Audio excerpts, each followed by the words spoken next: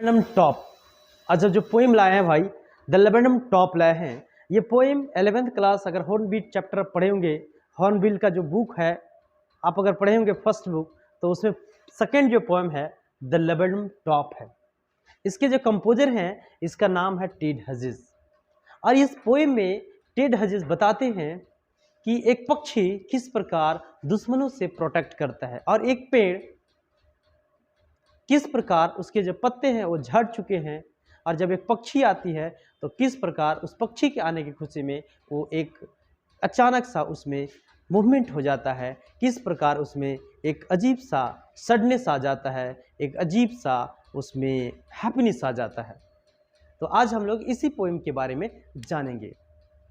ये poem Ted हजिस के द्वारा ये कंपोज किया गया है और इसके बारे में हम जानेंगे। इस पोएम में आपको दिख रहा होगा द लेबेनम। द लेबेनम का मतलब होता है माय डियर अमलतास। अगर आप जाने होंगे तो इसका मतलब होता है अमलतास। और ये पोएम ये जो कंपोज किया गया है ये सितंबर के महीनों में कंपोज किया गया है। जैसे अभी हम लोग सितंबर के महीने में चल रहे हैं तो ये सितंबर के महीने में कंपोज किया जा रहा है।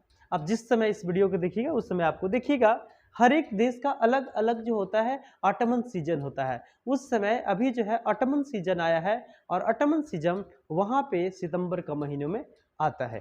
तो सबसे पहले जानेंगे लेबेनम का मतलब होता क्या है। तो भाई यहाँ पे आपको दिख रहा होगा एक पेड़, जो यहाँ पे दिख रहा होगा ये पीला कलर का ये पेड़ है। ये पेड़ जो है एक बहुत ही, ये जो है सितंबर का महीना था, ऑटमन सीजन था, इसके जो पत्ते हैं वो पूरी तरह से पीला हो चुके हैं और इसका जो बीज है वो गिर चुका है और इसके जो बीज हैं वो बहुत ही जहरीले होते हैं, बहुत ही पॉइजनस होते हैं। कोई भी व्यक्ति इस पेड़ के नीचे नहीं बैठता है और कोई भी इस पेड़ से प्यार नहीं करता है। तो चलो भाई इस पोएम के बारे में जानते हैं। पहले जानेंगे कि लेबेनम टॉप बहुत शांत है, क्वाइट है, बिल्कुल स्टिल है, लेकिन अचानक, और इस जो है ये जो पहला स्टैंजा में इस पेड़ के बारे में बताया गया है, पहला चीज क्या बताता है सुनिएगा। कह रहा है कि the laburnum top is silent quite still. जो लेबेनम टॉप है वो बिल्कुल शांत है और इसके जो मतलब जो लेबेनम टॉप है बिल्कुल शांत है, बिल्कुल क्वाइट है, इसमें कोई शोर शराबा नहीं है, इसमें कोई हल्ला गुला नहीं है, ये एकदम बिल्कुल शांत है। और क्या बोलता है, in afternoon yellow September sunlight, और सूर्य के जो चंद्रमा मतलब सनलाइट इस पे पड़ रहा है, अब सितंबर का महीना है और पूरी तरह से खड़ा है और एकदम बिल्कुल शांत है, एकदम डेड प्रतीत हो रहा है, मृत प्रतीत हो रहा है माय डियर। अब इसके बाद बोलता है a few leaves allowing all it's seeds fallen, और इसका जो पत्ता है वो पूरा पीला हो चुका है, मतलब येलो हो चुका है, और इसके जो बीज हैं वो पूरी तरह से धरती पर गिर चुके हैं। ये पहला स्टांजा के बाद का रहा। इसमें हम सारा पोएटिक डिवाइस बताएंगे, इलिट्रेशन क्या होता है, मेटाफर क्या होता है, सिमिली क्या होता है, एंजाइनमेंट क्या होता है, ऑक्सिमोरन क्या होता है, ठीक है। ये सारा चीज आपको इस पोएम में जितना डिस्कस किया गया है वो सारे चीज हम यहाँ पे डिस्कस करेंगे। चलिएगा देखिए आगे क्या बोलता है। कह रहा है क्या चीज, नेक्स्ट स्टांजा में बोल रहा है till the goldfinch comes. और एक पक्षी है माय डियर जिसको हम लोग गोल्ड फिंच कहते हैं। ये आपको हम दिखा रहे हैं गोल्ड फिंच कैसा थे। ये जो गोल्ड फिंच है आपको दिख रहा होगा, यहाँ पे देखिए ये गोल्ड फिंच है, आपको दिख रहा होगा, देखिए यही गोल्ड फिंच है, यही जो पक्षी है, इसके जो आप रूप देख रहे होंगे ये पूरी तरह से आपको अगर दिख रहा होगा स्क्रीन पे, तो मैं अब थोड़ा सा स्क्रीन छोटा करता हूं, अब दिख रहा होगा ये जो गोल्ड फिंच है ये भी एक पीला कलर की पक्षी है, ये भी आपको येलो येलो पक्षी दिख रहा होगा ना। और ये भी जो पक्षी है एकदम पीला है, इसके जो पंख है पूरी तरह से येलो है, लेकिन इसके माथे पर काला मास्क यहाँ लग रहा है। हमको नहीं लगता होगा, आपको वीडियो में दिख रहा होगा, शायद आपको दिख रहा होगा। तो देखिएगा इसी प्रकार यहाँ जो गोल्ड फिंच है जब ये आती है तो क्या होता है माय डियर, ध्यान से समझिएगा क्या कह रहा है, क्या चीज यहाँ पे आप देखिएगा। कह रहा है जब गोल्ड फिंच आती है तो क्या होता है, जैसे ही गोल्ड फिंच आती है इस पक्षी पे आती है, मतलब इस पेड़ पर आती है, तो क्या बोलता है, कह रहा है क्या चीज कि ध्यान से यहाँ पे कह रहा है कि till the goldfinch comes. जब वो गोल्ड फिंच यहाँ पे आती है, एक प्रकार की पक्षी है जिसका वे जो फेदर है, जो पंख है वो भी पीला है, और वो तो पीला ही है, इसीलिए यहाँ पे अपना घोंसला बनाई है क्योंकि यहाँ पे दुश्मनों से प्रोटेक्ट हो सके, मतलब यहाँ पे कोई नहीं देख सके और दोनों मैच कर जाएं। अब देखिएगा क्या कह रहा है, क्या चाहिए, with twitching chirp a suddenness, a startlement at the branch end। देख जैसे ही आती है वो पक्षी उस जगह पर, तो पेड़ में थोड़ा सा हलचल हो जाता है, मतलब थोड़े से उस पेड़ में, शाखाओं में वो पेड़ हिलता है। मतलब जैसे ही इस पेड़ पर यहाँ पे बैठेगी तो यहाँ पे क्या होता है, थोड़ा सा पत्ता हिलेगा या टहनी हिलेगा, ये जरूर से आप भी जानते हैं। इसके बाद देखिए क्या बोलता है, देन लीक एज लिजार्ड, और इस प्रकार जाती है जैसे एक घोंसलों के पास जाती है। क्लियर, यहां तक तो हमें लगता है पूरी तरह समझ में आ गया होगा।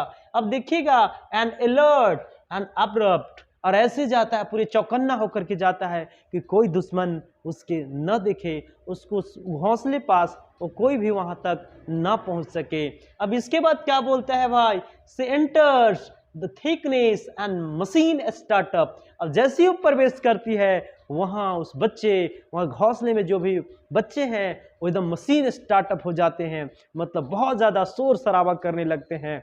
अब देखिएगा यहाँ पे क्या बोलता है, कह रहा है कि ऑफ सेटरेंग्स एंड क्या बोलता है, trimmer of the wings and क्या है, ट्रिलिंग्स, और वो जो है वो बच्चे एकदम अपने पंख फड़फड़ाने लगते हैं। जब अपनी माँ को देखते हैं तो जो बच्चे हैं वो पंख जो है पूरी तरह से फड़फड़ाने लगते हैं।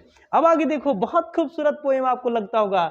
अब देखिए कहता है, the whole tree tremendous and, और क्या बोलता है, थ्रिल्स, अब पूरा का पूरा पेड़ जो है वो कंपन होने लगता है, खुशी के मारी वहां पे हैप्पीनेस आ जाता है। कौन सा पेड़, तो ये लेबेनम टॉप की मैं बात कर रहा हूं, ये में हैप्पीनेस आ जाता है। And it is the engine of her family, ये अपने परिवार के लिए, मतलब जो पक्षी है अपने परिवार के लिए एक इंजन है, मतलब एक मशीन है।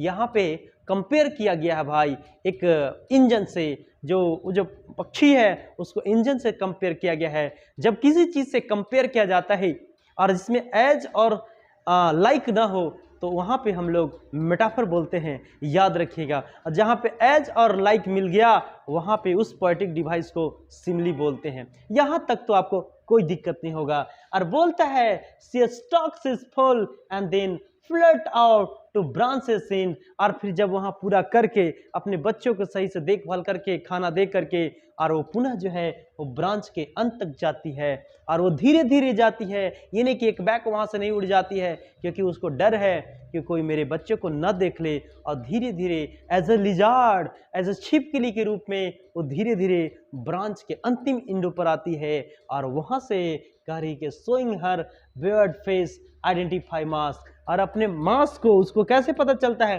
तो उसके चेहरों पर थोड़ा सा काला है। अगर आप देखिएगा उस पक्षी को, गोल्ड फिंच को, तो उसके चेहरों पर मास्क लगाए हुए हैं, यानी उसको जो है पहचानने का तरीका वो इसी प्रकार है कि जब अब ये अमलताज के पेड़ देखिएगा तो अमलताज का पेड़ पूरी तरह से पीला होता है, और पीला में पीला मिलेगा तो क्या पीला ही दिखेगा, वो पीले दिखेगा ही नहीं।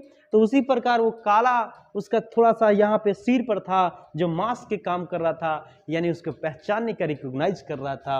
और ये क्या बोलता है, then with trills and delicates whistles chirp and with, यह तो पता नहीं चल रहा है, यहाँ पे थोड़ा सा और हमको जूम करना पड़ेगा। एंड देखो whispering, हाँ बोलता है क्या चाहिए कि देन द क्रिटिक्स, देखिएगा कहते हैं कि then the shriek and delicates whistle chirp up and whispering she lunges away and towards to infinite। और क्या कह रही है कि एक बैक जो है वो ब्रांचेस की अंतिम पर आती है और आसमान में वो उड़ जाती है। कौन जी, गोल्ड फिंच, जो यहाँ पे आपको ये पक्षी दिख रहा होगा, ये जो पक्षी आपको दिख रहा होगा, ये जो गोल्ड फिंच आपको दिख रहा होगा, यही जो है पक्षी, यही गोल्ड फिंच आपको दिख रहा होगा। अब दिखा गोल्ड फिंच, यही पक्षी है। और ये जो हमारे पोएट हैं टेड हजिस जो है, इन्हीं ने पोएम को कंपोज किया है। ये आपका लेबेनम टॉप है जो मैंने बताया। हम नेक्स्ट वीडियो में आपका इसका जितना भी पोएटिक डिवाइस है वो सारा पोएटिक डिवाइस हम आपको बताएंगे, और पोएटिक डिवाइस एग्जाम में पूछता है और यहाँ से आपका सारा क्वेश्चन आंसर मिलता रहेगा। थैंक यू मेरे दोस्त।